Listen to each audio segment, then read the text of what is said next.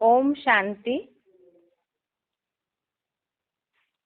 भगवत गीता श्लोक क्लास में आज का श्लोक है 5वें अध्याय का 23वां श्लोक, अध्याय 5, श्लोक नंबर 23। श्लोक है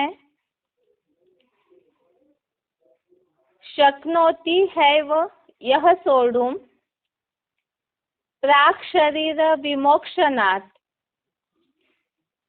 काम क्रोधोद्भवं वेगम स युक्तः स सुखी नरः। श्लोक दोबारा। शक्नोति हैव यह सोढुं प्राक् शरीर विमोक्षणात् काम क्रोधोद्भवं वेगम स युक्तः स सुखी नरः। श्लोक का संधि विच्छेद है शक्नोति इह एव यह सोढुं प्राक् शरीर विमोक्षणात्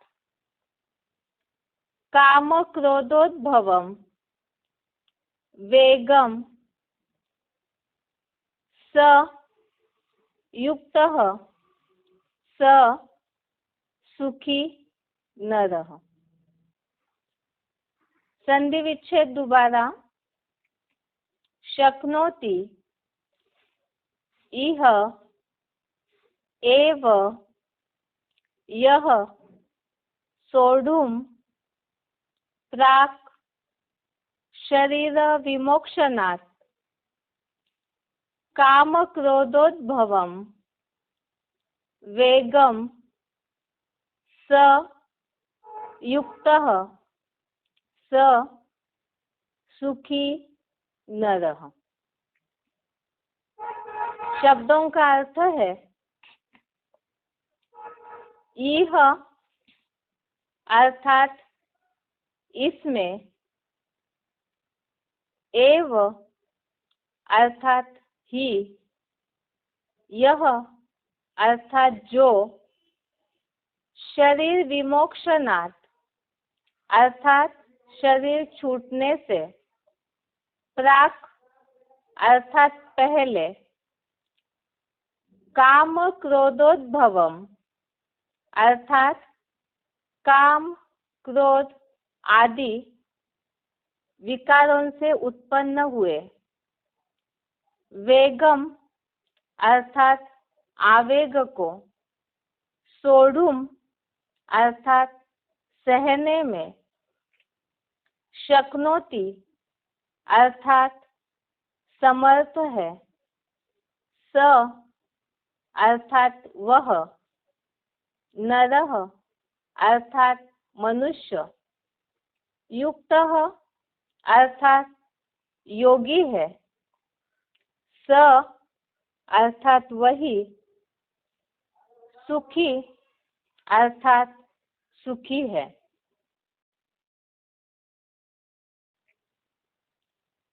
शब्दों का अर्थ दोबारा इह अर्थात इसमें, एव अर्थात ही, यह अर्थात जो, शरीर विमोक्षणात् अर्थात शरीर छूटने से पहले, शरीर छूटने से, प्राक अर्थात पहले,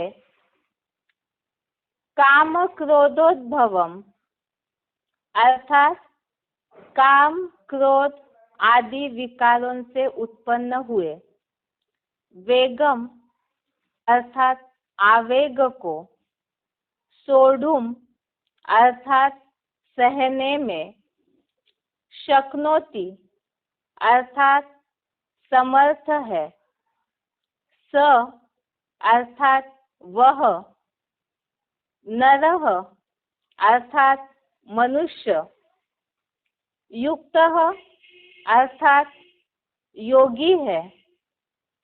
स अर्थात वही, सुखी अर्थात सुखी है। श्लोक का अर्थ है,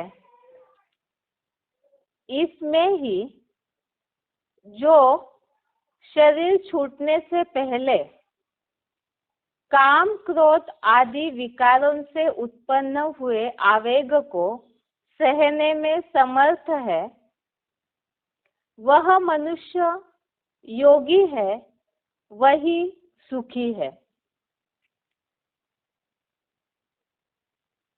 कल का जो श्लोक है 5वें अध्याय का 22वां श्लोक, उसमें यह बात आई थी कि कर्मेंद्रियों के विषयों से उत्पन्न भोग है, वही दुखों के जन्मदाता है। इसके पहले अतीन्द्रिय सुख की बात हुई कि जो इंद्रियों के विषय भोगों से अनासक्त होते हैं, इंद्रिय जो सुख है इंद्रियों के अल्पकाल के, उससे जो अनासक्त होते हैं, वही आत्मा में मन का सुख अर्थात अतीन्द्रिय सुख की प्राप्ति अनुभव कर पाते हैं, वो भी इसी जीवन में। और कर्मेंद्रियों से जो विषयों से उत्पन्न भोग है, वो दुखों के जन्मदाता है।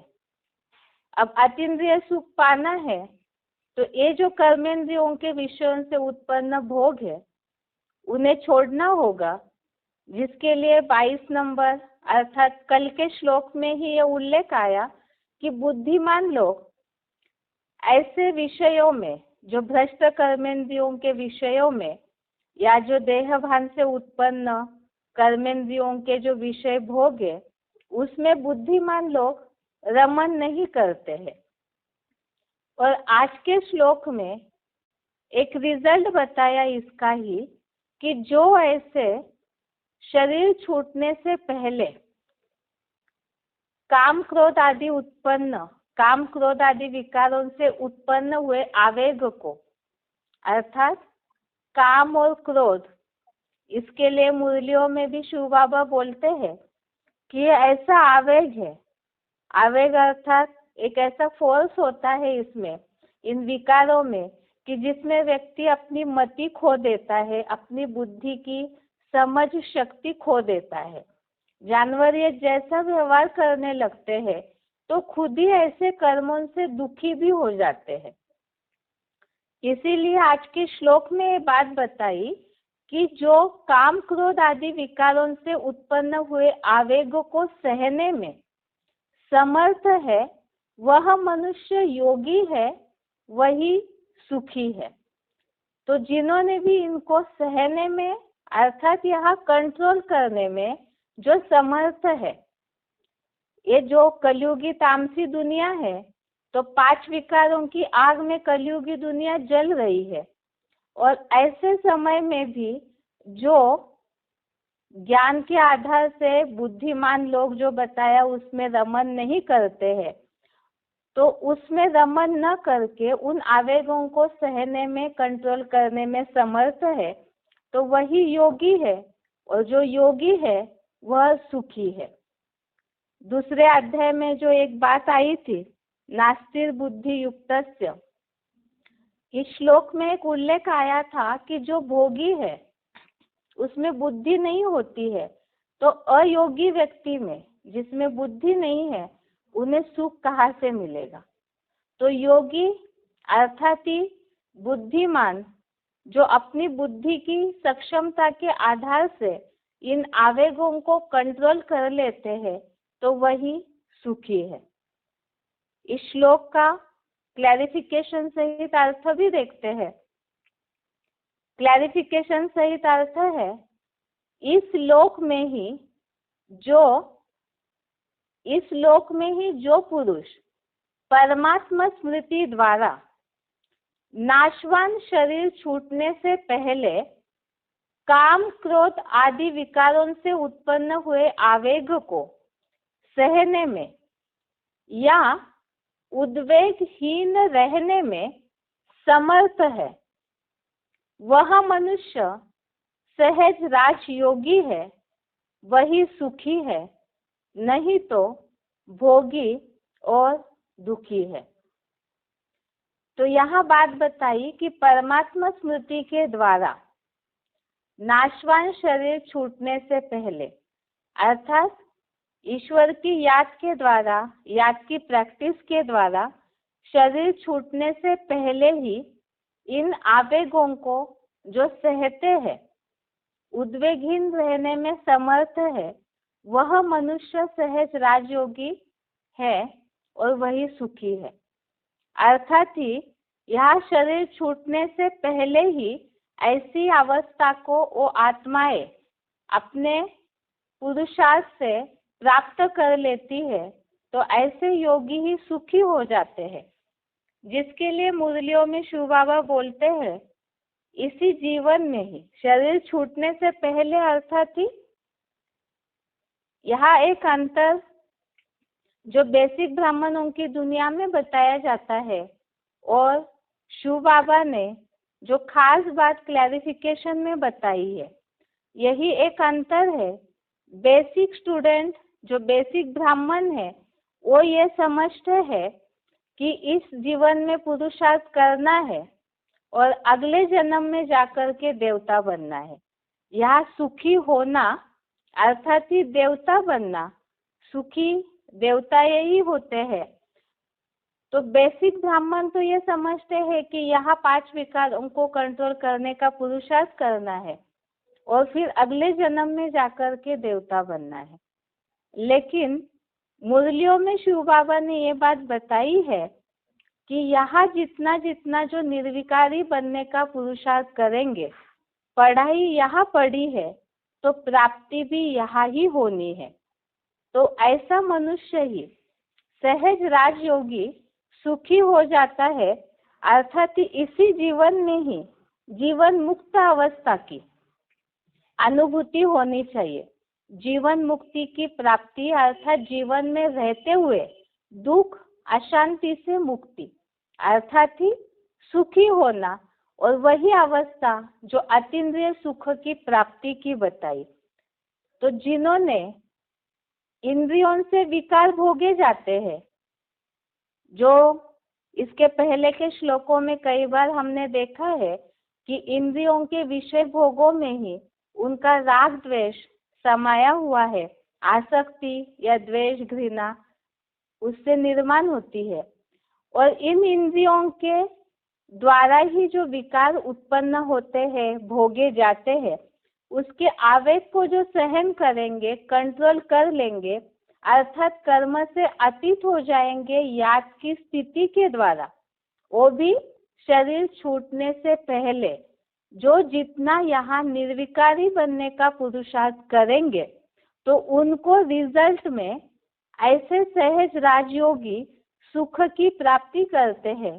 और सुख की प्राप्ति जिसके लिए बताते हैं अतीन्द्रिय सुख की प्राप्ति देवताओं ने अनुभव की, तो वो अनुभूति इसी जन्म में ही पुरुषार्थ का रिजल्ट देवता बनना, सुखी होना है।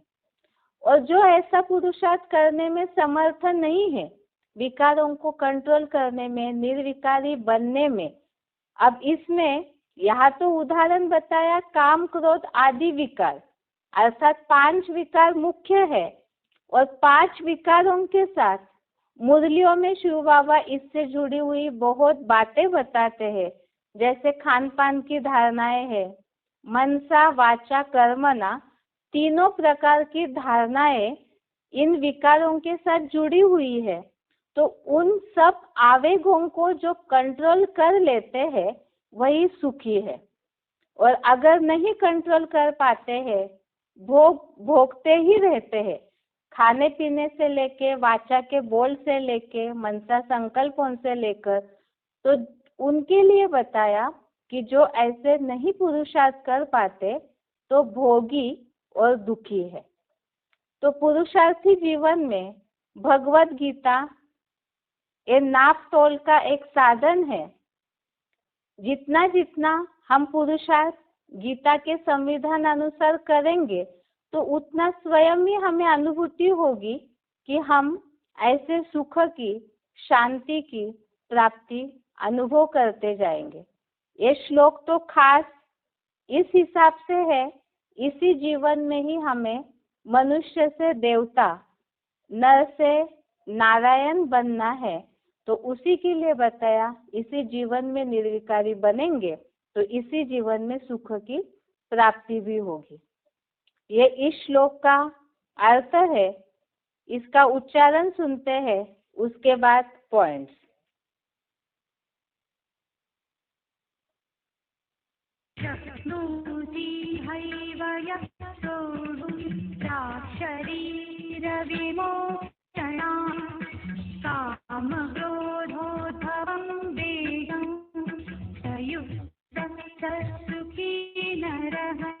इस श्लोक में ही जो पुरुष आत्म परमात्मा स्मृति से नाशवान शरीर छूटने से पहले काम क्रोध आदि विकारों से उत्पन्न हुए आवेग को सहने में या उद्वेगहीन रहने में समर्थ है, वह मनुष्य सहज राजयोगी है, वही सुखी है, नहीं तो भोगी और दुखी है।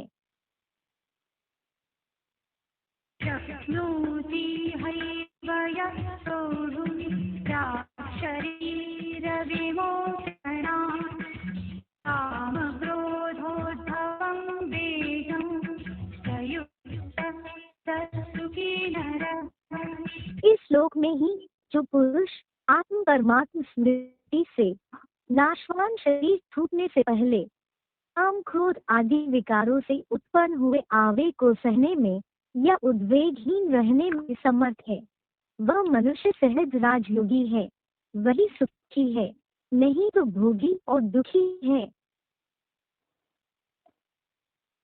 आगे है इस श्लोक से संबंधित कुछ पॉइंट्स है। VCD number 487, VCD number 487, 37 minute के बाद से लिया हुआ पॉइंट है। इसी जन्म में मनुष्य से देवता और कंचन काया बनना है। ब्राह्मणों को क्या बनाए? लक्ष्मी नारायण बनाए। मतलब कोई बना है? बना तो कोई नहीं, तो झूठी बात कह दी। झूठी बात नहीं कह दी। ब्रह्मा अनेकों के नाम है, ब्रह्मा कोई एक का नाम नहीं है। जिस तन में भी प्रवेश करके वाणी चलावेंगे उसका नाम ब्रह्मा रखना पड़ेगा। तुम भी ब्राह्मण बने,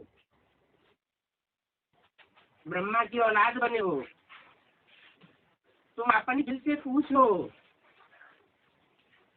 कि हम पवित्र बने हैं, दृष्टि पवित्र बनी है, वृत्ति पवित्र बनी है, भाषा ऐसी पवित्र बनी है जो बाप की भाषा मुख से निकले। जो बाप की पढ़ाई सो पढ़ाई मुख से निकलती रहे, दूसरी कोई बात मुख से न निकले। जो बाप की भाषा सो बच्चों की भाषा। जो बाप कर्म कराना चाहता है वही कर्म कर्मेंद्रिय करें, दूसरा कर्म न करें। तो तुम अपने दिल से पूछो, हम ऐसे पवित्र बने हैं, दैवी गुण धारण करते हैं,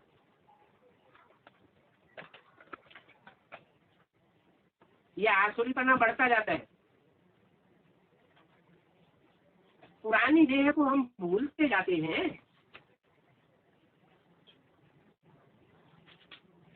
लक्ष्मी नारायण का कंचन काया वाला चोला याद आता है।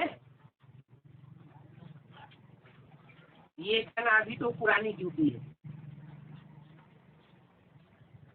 तन क्या है? ये तन पुरानी ड्यूटी है। ये तन बढ़ता जाएगा, आत्मा पावरफुल होती जाएगी। क्या होगा अंत में? अंजाम क्या होगा? अति और अति का अंत हो जाएगा। आत्मा तुम्हारी संपूर्ण पवित्र बन जाएगी तो जूती भी फर्स्ट क्लास मिलेगी। सर्प का निकाल लिया क्या? सर्प जब कैंचुल त्याग करता है तो एक बार कैंचुल त्याग करता है, दूसरी बार कैंचुल त्याग करता है, 3-4 बार कैंचुल त्याग करता है, खलास हो जाता है। तो तुम भी अपनी आत्मा को शूटिंग पीरियड 4 बार पवित्र बनाते हो। तुम्हारा शरीर भी इसी प्रक्रिया में गुजरता है। एक बार की प्रक्रिया से शरीर कंचन काया नहीं बनेगा। प्रैक्टिस बार बार होती है। तुम ये पुराना चोला छोड़ेंगे और नया लेंगे। सर्प जब अपनी घर छोड़ता है तो अंधा हो जाता है। क्या? यहाँ की तो बात में अंधे हो जाते हैं, ज्ञान में अंधे होते हैं, ज्ञान में तो सोच रहे हो जाते हैं।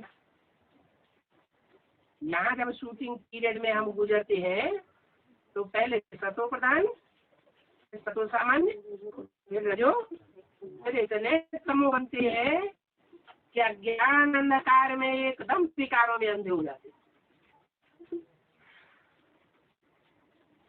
माया का प्रकोप जोर से होता है और अंत में जाकर के बाप हमको उठाए लेते। जब संपूर्ण पतित पने का ग्रहण लगता है तो बाप आकर के घर से छुटाते हैं। ये चक्र फिरता रहेगा। आज पुरानी रूपी में है और कल हम ये देवता बन जाएंगे।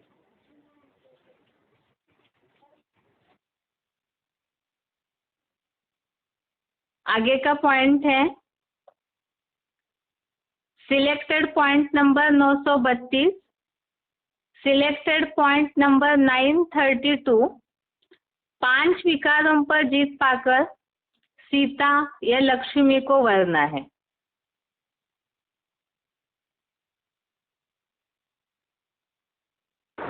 भारत का सबसे बड़ा दुश्मन ये माया रावण है।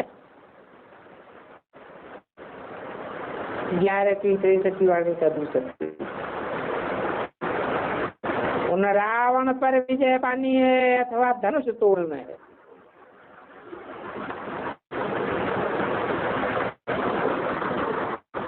धनुष तोड़ना अर्थात हदी हदी पुरुषार्थ करना, तब ही सीता को व लक्ष्मी को वर सकेंगे। शास्त्रों में लिखा है ना कि राम ने शिव जी का धनुष तोड़ सीता को वरा।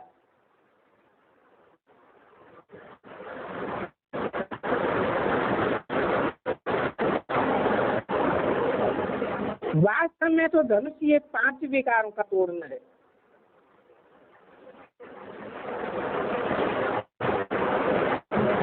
इस रावण पर जीत पानी है। अभी तुम सब यही पुरुषार्थ कर रहे हो कि नारायण व राम बन लक्ष्मी को बस सीता को वरने का है।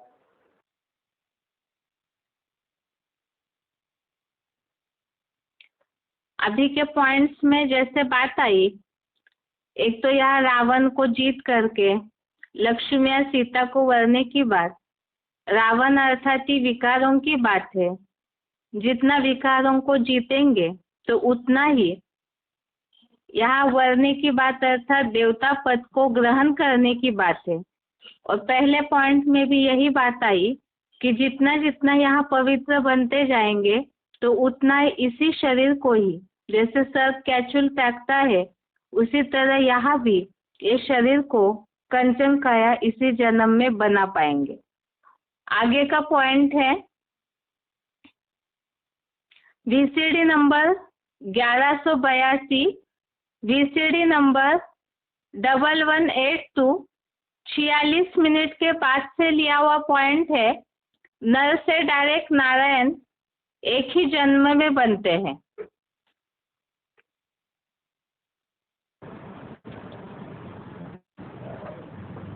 तो मनुष्य शक्ति के पत्ते तो बाद में आवेंगे,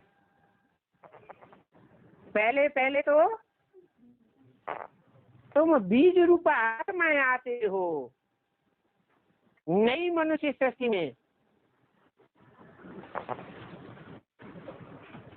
और तुम बीज रूप आत्माएं आते ही हो नर से नारायण जैसे बनने के लिए, नारी से लक्ष्मी जैसा बनने के लिए।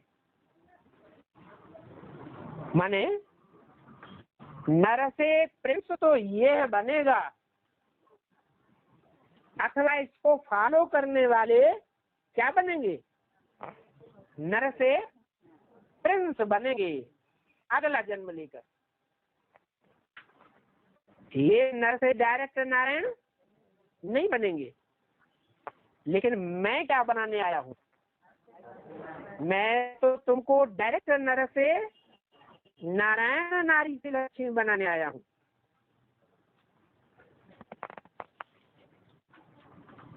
कथा भी नर नारायण की सुनाते हैं, या जो नर से प्रिंस बनते हैं उनकी कथा सुनाते हैं। जो डायरेक्ट नर से नारायण पुरुषार्थ करके इसी जीवन में यहाँ पुरुषार्थ करें, यहाँ पुरुषार्थ की परीक्षा दें और अगले जन्म में प्राप्ति हो, अगले जन्म में नारायण बने, अगले जन्म में पद मिले। तो जो बुद्धिमान लोग होंगे ऐसी पढ़ाई पढ़ना पसंद करेंगे? नहीं पसंद करेंगे। कोई को कहा जाए कि यहाँ तुम डॉक्टर की पढ़ाई पढ़ो, वकालत पढ़ो, इंजीनियरिंग की पढ़ाई पढ़ो, तो जब मर जाओ तो अगले जन्म में तुमको इंजीनियर बना देंगे, डॉक्टर बनाए देंगे, जज या वकील बनाए देंगे। तो बुद्धू ही पढ़ेंगे या होशियार पढ़ेंगे? जो बुद्धू होंगे वो ऐसी बात समझ जाएंगे, सत्य वचन महाराज करते रहेंगे। तुम तो ऐसे सत्य वचन महाराज करने वाले नहीं हो। बुद्धिमान बाप के बुद्धिमान बच्चे बिना प्रूफ और प्रमाण के कोई बात मानने के लिए तैयार नहीं होते।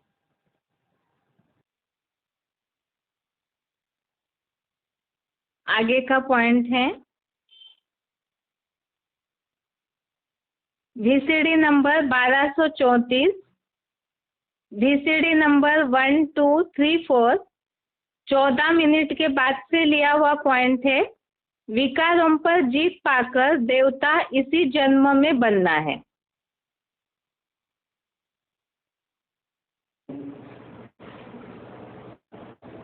तो बाप बच्चों को कहते हैं कि अभी तो सुखना में चलना है, जन्म जन्मांतर के पाप पेपर है, अभी मूवी आगे करो तो पाप कट जाए और यहाँ से तुमको बड़ी खुशी होगी। जो बाप तुमको आधा तक सुविधा में ले जाते हैं, तो बाप को याद करना है। बाप कहते हैं अभी तुमको ऐसा बनना है, लक्ष्मी नारायण कहता, उसके लिए एक तो पवित्र बनो और अपने सच्चरित्र को सुधारते जाओ। विकारों को कहा जाता है भूत, लोगों का मोह का भी भूत होता है। ये मोह का भूत तो बहुत अशुद्ध है, मनुष्यों को एकदम गंदा बनाए देता है। लोग भी बहुत पाप करते हैं। तो ये 5 विकार बड़े बड़े भूत हैं, इन सभी को छोड़ना भी बड़ा मुश्किल हो जाता है। लोगों को छोड़ना भी ऐसा मुश्किल है जितना काम को छोड़ना मुश्किल, छोड़ते ही नहीं।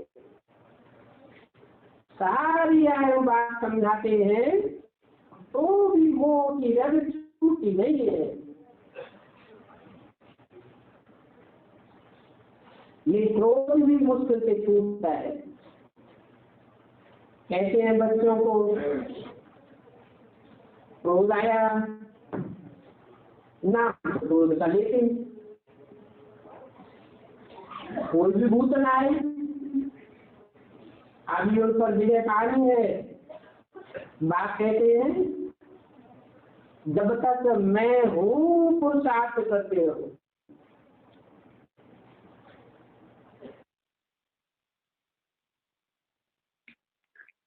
अभी के पॉइंट में जैसे बात आई, विकारों पर जीत पानी है, अलग अलग प्रकार के विकारों की बात बताई पॉइंट में।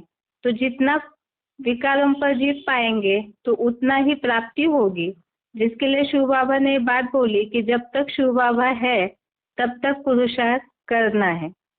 और इसके पहले के पॉइंट में जो बात आई, नर से डायरेक्ट नारायण इसी जन्म में बनना है। आगे का पॉइंट है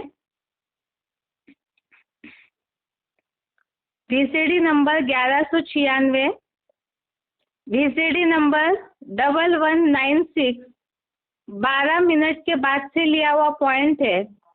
विकर्माजीत इसी जन्म में बनकर देवता बनना है। विकर्माजीत अर्थात जो विकर्म करते हैं उस पर जीत पाना और उसकी प्राप्ति देवता पद।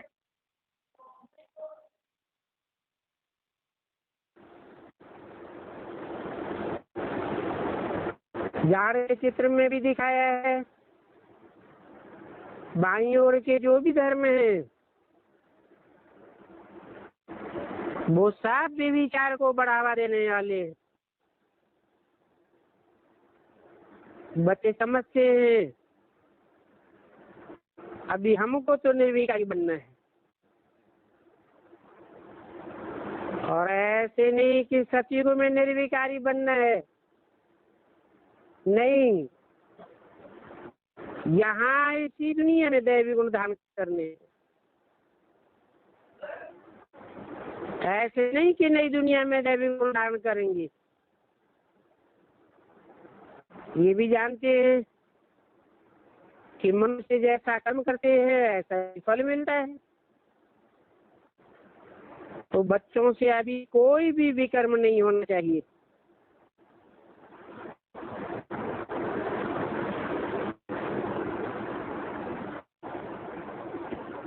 एक होता है विक्रमादित्य राजा, फिर होता है विक्रमी राजा।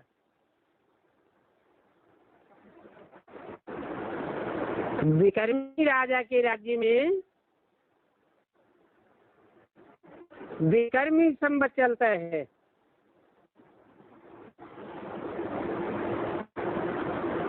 यानी रावण के विकारों का संवत है। इस बात को कोई नहीं समझते हैं, और न कल्प की आयु का ही किसी को पता है। वास्तव में विकर्मा जी तो देवताएं होती हैं। तो 5000 वर्ष में 2500 वर्ष हुआ विकर्मी संवत, और 2500 वर्ष राजा विक्रमाजीत। विकर्मों पर तुम अभी जीत पाते हो, अर्थात विकारों पर जीत पहनते हो। तो उनको कहेंगे कि विक्रमादित्य। आधा कल्प है वो विक्रमादित्य,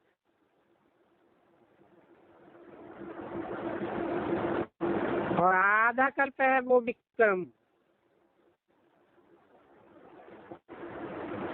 वो लोग कहते तो हैं, परंतु उनको कुछ पता नहीं है। तुम तो कहेंगे कि विक्रमों को जीतवाने पाने वाला संवत इन लक्ष्मी नारायण से शुरू होता है।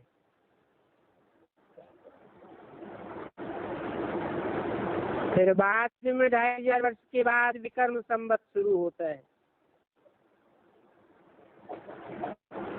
अभी बाप आए हैं ये विक्रमी संवत पूरा करने के लिए।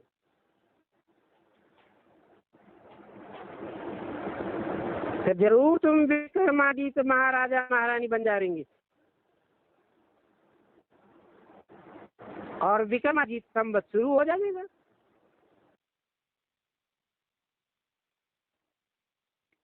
आगे का पॉइंट है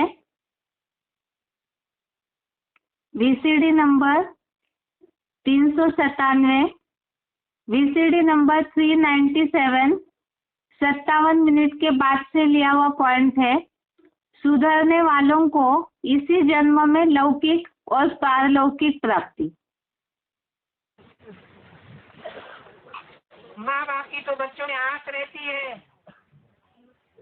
कि बच्चे आज नहीं तो कल सुधर जाएंगे। इतने इतने पुराने पुराने ऋषि महर्षि हैं जिन्होंने लंबे समय तक यज्ञ में रहकर, जैसे बाहरी दुनिया के ऋषि मुनि महर्षि होते हैं, जन्म जन्मांतर रह करके उन्होंने तपस्या की है और पंच तप को धारण किया है। तो बाप की भी आस रहती है कि इनको कुछ प्राप्ति हो जाए, इतने जन्म में प्राप्ति हो जाए। भारतीय परंपरा में मान्यता है कि लौकिक जीवन भी सुधरे और पारलौकिक जीवन भी सुधरे। बाप कैसे भी है, इशारा भी देते हैं, मैं वाशरमैन बनकर के आया हूँ।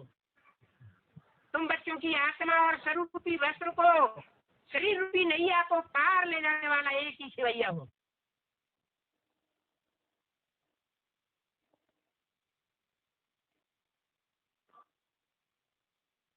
अभी के दोनों पॉइंट में जैसे बात आई, एक तो विक्रमादित्य यहाँ बनना है, तो यहाँ बनने के बाद आगे 2500 वर्ष के लिए नया संवत शुरू हो जाता है।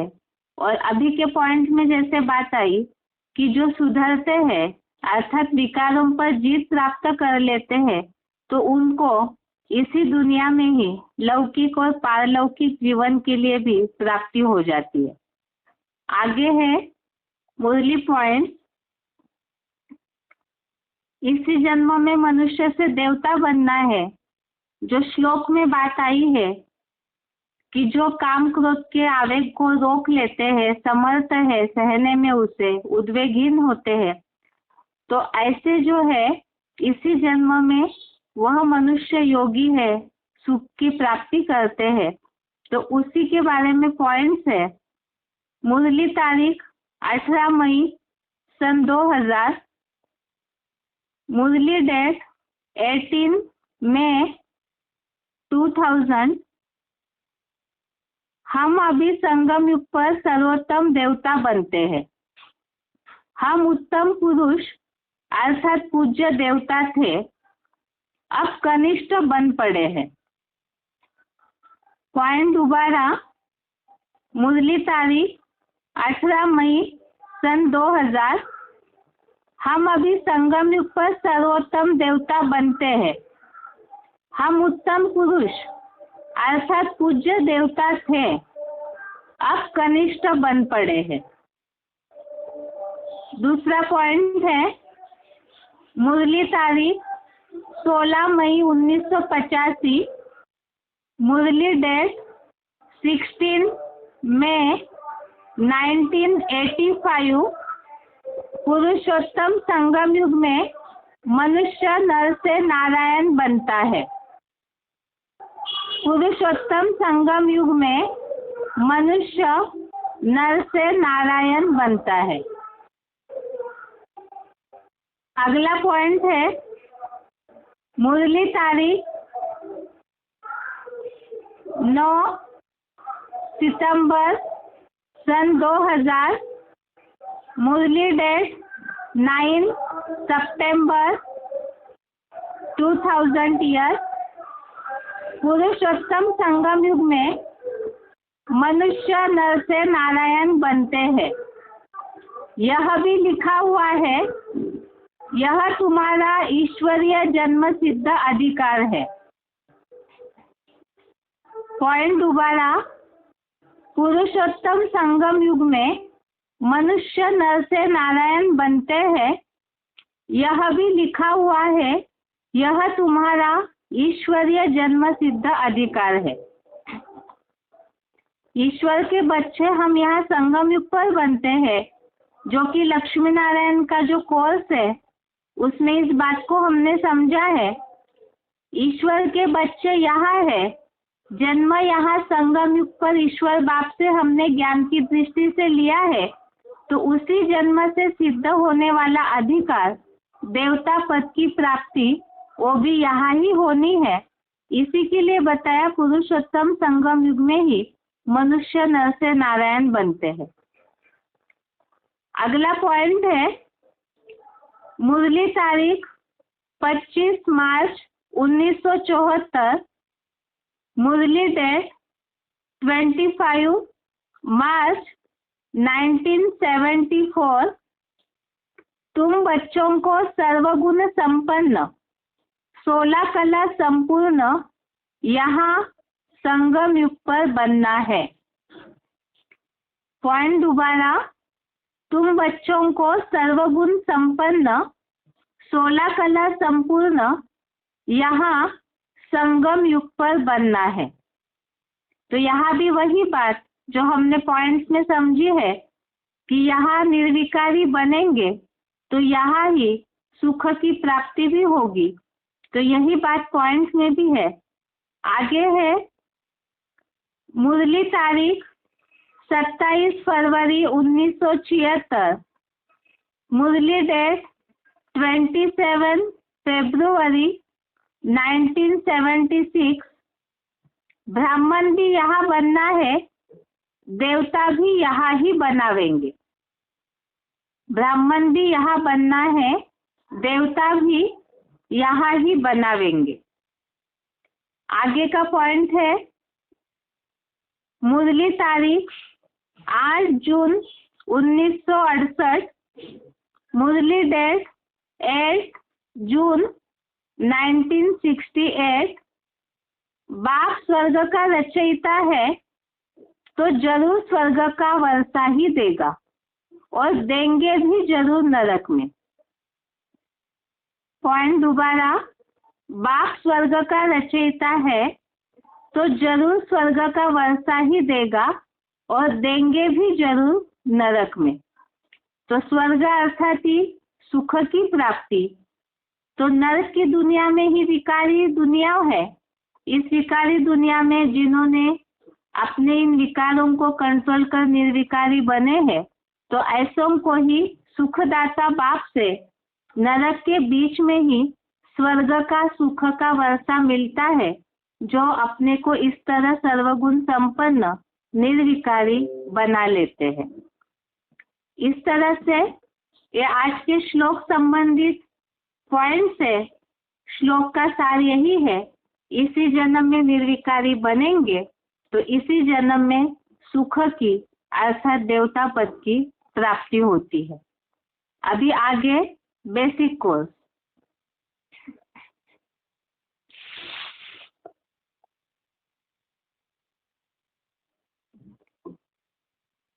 बेसिक कोर्स में पिछले हफ्ते हमने भगवान के दिव्य कर्तव्यों के बारे में समझ रहे थे।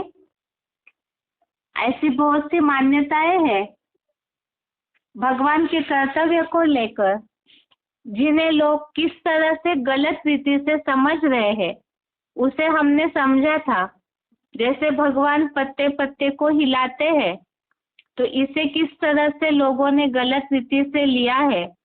या भगवान सर्वशक्तिवान है तो क्या नहीं कर सकते हैं, सब कुछ कर सकते हैं।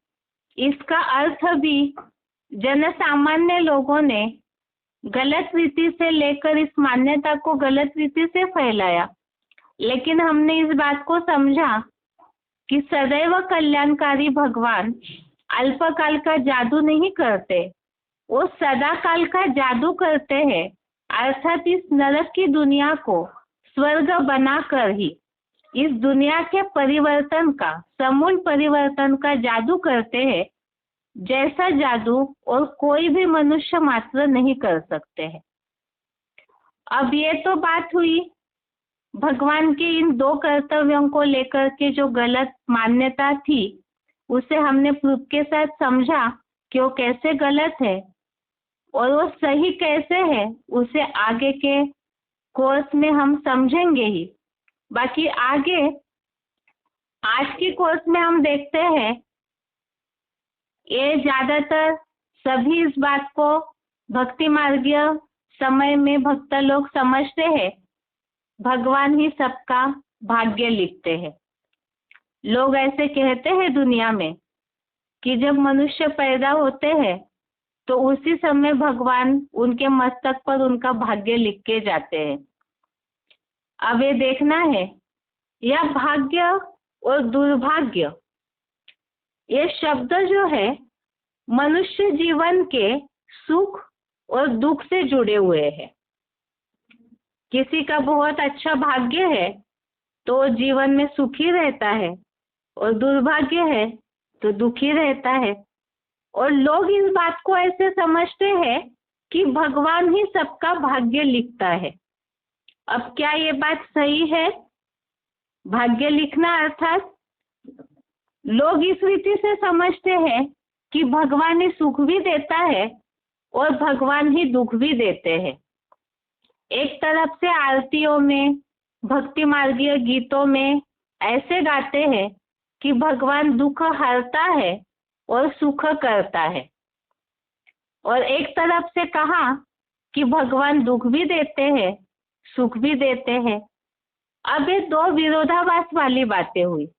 या तो भगवान दुख ही देते होंगे या तो दुख हरते होंगे, लेकिन दोनों भी कैसे कर सकते हैं भगवान? ये इसलिए, भगवान यदि भाग्य लिखते हैं सभी का, तो किसी के भाग्य में दुख, किसी के भाग्य में सुख, ऐसे क्यों होता है?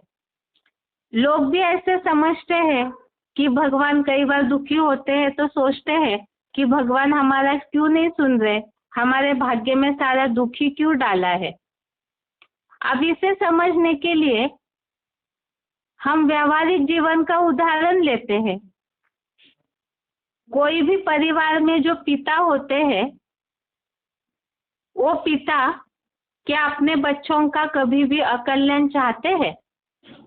क्योंकि माता पिता जो है वो हमेशा ही बच्चों का भला चाहते हैं कि उनके बच्चे सुखी रहे, सदैव उनका कल्याण होता रहे। हाँ, आज की कलयुगी दुनिया में थोड़ा सा अंतर आ गया सभी की जीवन शैली में। हद के पिताएं हैं, परिवार भी हद के है, तो वो पिता जो उनके देहधारी है, देह धारण किए हुए हैं, और देह अर्थात ही रथ, जो आत्मा के लेसन में, आत्मा के पाठ में हमने समझा था, ये शरीर आत्मा का रथ है। और जिनको रथ है, खुद की देह है, तो परसेंटेजली कहीं ना कहीं देहधारी मनुष्य स्वार्थी होते हैं। इसीलिए ही परिवार के जो पिता है वे अपने बच्चों के लिए सदैव कल्याणकारी नहीं हो पाते हैं। लेकिन भगवान जो है वो तो सारी आत्माओं के पिता है और हम सब उनके बच्चे हैं। हद के पिता है तो उनका कार्य भी हद का होगा, तो उनमें स्वार्थ परसेंटेज में आ सकता है। लेकिन भगवान जो है उनके लिए तो हमने इसके पहले ही समझा है, परम पिता तो जन्म मरण के चक्र से न्यारे है। वो तो इस सृष्टि पर आते हैं तो प्रवेश करके कार्य करते हैं। जब उनका अपना कोई रथ ही नहीं है तो उनको स्वार्थ कहाँ से हो सकता है? और जब उनको स्वार्थ ही नहीं है तो फिर वे सदैव के लिए ही अपने जो आत्मा रूपी बच्चे हैं, इस सृष्टि पर जो भी मनुष्य मात्र है वो सब उनके बच्चे हैं, तो उनके लिए वे सदैव ही कल्याणकारी होंगे। सदैव कल्याणकारी अर्थात सदैव शुभ करने वाले, सभी का अच्छा करने वाले। अब जब भगवान सभी का अच्छा करने वाले हैं तो फिर भगवान क्या किसी के भाग्य में दुर्भाग्य लिखे या अकल्याण करे? ये हो सकता है? भगवान यदि सभी बच्चों का भाग्य लिखते हैं तो फिर किसी का दुर्भाग्य हो गया, किसी के जीवन में सुखी सुख आ गया और किसी के जीवन में दुखी दुख आ गया, ऐसे जो असंतुलन है ये कैसे हो सकता है? ऐसे नहीं हो सकता। लेकिन आज दुनिया की हालत यदि हम देखें, ऐसे बहुत दुनिया में देश है, कई ऐसे गांव है, भले ही विज्ञान के आधार से प्रगति हुई है दुनिया की, उसके बावजूद भी आज दुनिया में ऐसे कई क्षेत्र है जहां लोग इतने गरीब हैं जिनके नसीब में अन्न का एक दाना भी नहीं है। अब ये जो गरीबी है, ये शब्द गरीबी ये वास्तव में भाग्य और दुर्भाग्य से ही जुड़ा हुआ है। दुर्भाग्यशाली लोग हैं दुनिया में ऐसे समझते हैं कि जिनके पास धन संपत्ति बहुत है, अच्छी बुद्धि है, अच्छा जीवन शैली मिली हुई है, अर्थात ही रोटी, कपड़ा और मकान, ये मनुष्य की मूलभूत आवश्यकताएं हैं। और इसमें अगर कोई मध्यम है, कोई बहुत अच्छे है और कोई बहुत ही लो क्वालिटी में जीवन जीते हैं, इसी आधार से उनका भाग्य दुर्भाग्य माना जाता है। जैसे बहुत कोई सुखी है रोटी कपड़ा मकान के हिसाब से, धन संपत्ति के हिसाब से, तो लोग कहते हैं इनके भाग्य में भगवान ने बहुत भाग्य डाला है तो ये बहुत सुखी है। और कोई बहुत ही गरीब है, ऐसे देश है, ऐसे बहुत क्षेत्र है जहाँ मिट्टी की रोटी खा के लोग रहते हैं, जीवन जीना उनके लिए दुर्लभ है। तो फिर ऐसों के लिए क्या कहेंगे? भगवान ने उनके भाग्य में गरीबी दे दी है। तो फिर अगर ऐसे मानते हैं लोग कि भगवान ने उनके भाग्य में दुर्भाग्य लिख दिया, गरीबी दे दी, तो फिर प्रश्न ये उठता है, क्या भगवान जो सदैव कल्याणकारी है वो किसी के साथ पक्षपात कर सकते हैं? पक्षपात अर्थात किसी का भाग्य बहुत अच्छा लिख दिया और किसी का बहुत बुरा भाग्य लिख दिया, तो क्या भगवान ऐसे कर सकते हैं?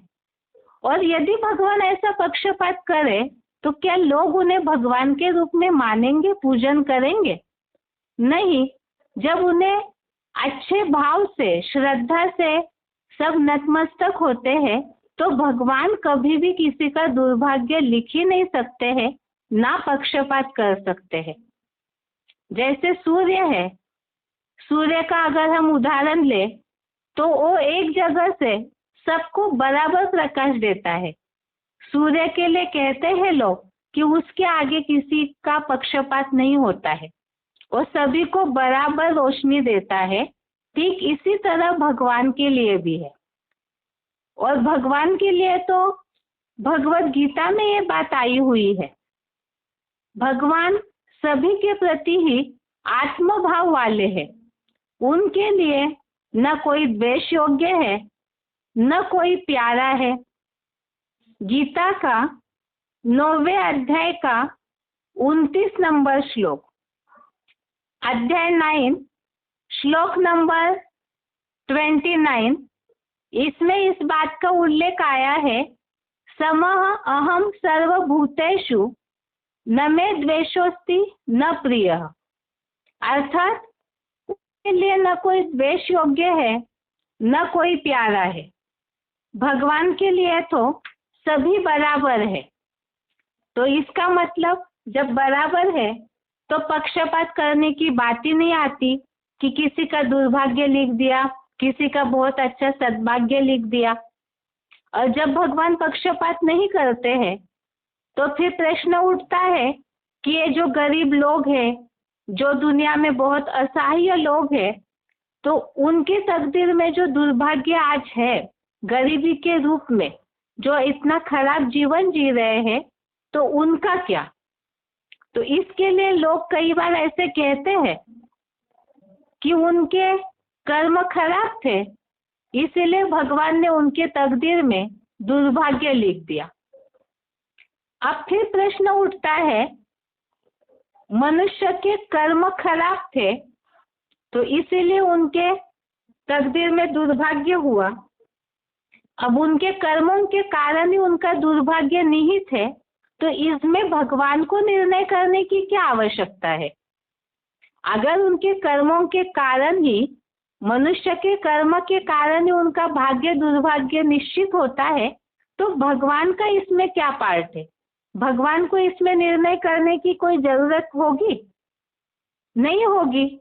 और इसी के लिए ही भगवत गीता का 5वें अध्याय का 14वां श्लोक, अध्याय 5 श्लोक नंबर 14, जिसमें ये बात का उल्लेख है, न कर्तृत्वम न कर्माणि लोकस्य सृजति प्रभु।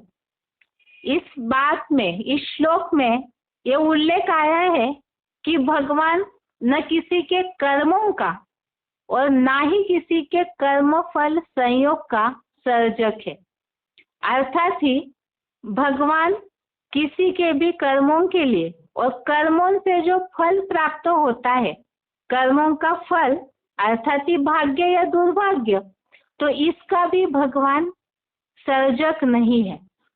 इसका मतलब क्या है? फिर भगवान अगर किसी का भाग्य दुर्भाग्य के लिए जिम्मेवार नहीं है, मनुष्य के कर्म ही उनका भाग्य निश्चित करते हैं। ये बात तो गीता के श्लोक से भी हमने समझी कि भगवान किसी के कर्म फल का संयोगक, सर्जक अर्थात निर्माता नहीं है। अर्थात ही मनुष्य का कर्म ही उनका भाग्य स्वयं बनाता है। दुनिया के लोग इस बात को, भगवान को न मानने वाले नास्तिक लोग दुनिया में परसेंटेजली हो सकते हैं, लेकिन कर्म की थ्योरी को दुनिया में सभी लोग ही मानते हैं।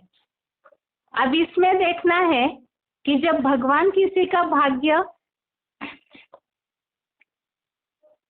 का जिम्मेवार नहीं है, निर्णायक नहीं है, और मनुष्य भी इस बात को मानते हैं कि मनुष्य का कर्म ही उनका भाग्य बनाता है। जो लोग कहते भी हैं दुनिया में, जैसा बोएंगे वैसा पाएंगे। तो इसका मतलब जब मनुष्य अपने कर्मों को बोते हैं, फाउंडेशन डालते हैं, उसी आधार से उसका उपज उनको मिलता है, रिजल्ट उसको मिलता है।